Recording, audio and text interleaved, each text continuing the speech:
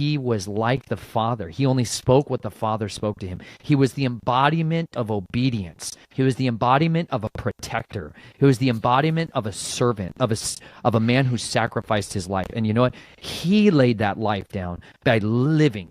He didn't just die for me. That was one of the things he did. He lived for me. He lived for me. He lived a life of warring against the sons of the serpent, the very same brotherhood of the snake that conspired to destroy and devour my life, conspired to destroy every male seed line for generations to try to kill that man. They wanted to kill him when he was in the loins of Abraham. They wanted to kill him when he was in the loins of every single patriarch and matriarch that came before him. There has always been a war against the children. And you know what? I needed to see somebody who fought for the children. I needed somebody who fought to deliver, to rescue, and to ransom. And that is what I found, that bloody covenant of when he gave his life, that's literally the word Nathan, when he gave his life as a ransom for many, he took captivity captive. He went into the bowels of the earth, and he took the keys, the authority from death, an actual entity, an actual physical thing, creature. He took the keys from death. The devil, the dragon, used to have those keys. Now he lost them, and he literally led a mighty host of people to be raised from the dead. Like, he conquered death.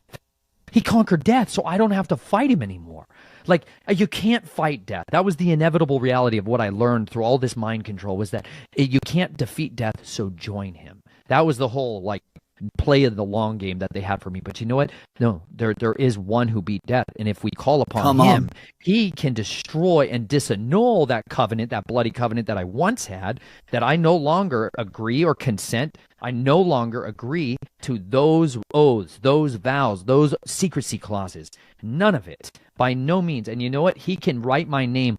He can blot out my name from that disgusting ledger, and he can put my name in the Lamb's Book of Life. And when he does that, boy, I'll tell you what, there's no covenant on this earth. There's no vow. There's no clause of secrecy or oath or covenant that you can make on this earth that can keep you from him. When he says he writes them on his hand, and he's like, none of you are going to snatch them out of my hands. He's like, I make a book of remembrance. And like he talks to one of his prophets, and he's like, listen, take up a book of remembrance for me. And I want you to write in there the names of everyone who talks about my name, who reveres my name. I want you to write about them, because I want a special book of remembrance about people who revere me and talk about my name, my character. And you know what? That's ultimately, those people are the ones that helped to wake me up to this. They were bold. They were courageous. They knew his name. They knew his character. They knew his attributes. They knew who he was, his identity. And they preached it. They taught it, but they lived it authentically. And that is what helped me to get free, was seeing their witnesses, their testimonies, seeing the fruit of their lives. Because you know what? You can test whether or not somebody is a ravenous wolf inwardly by their fruits.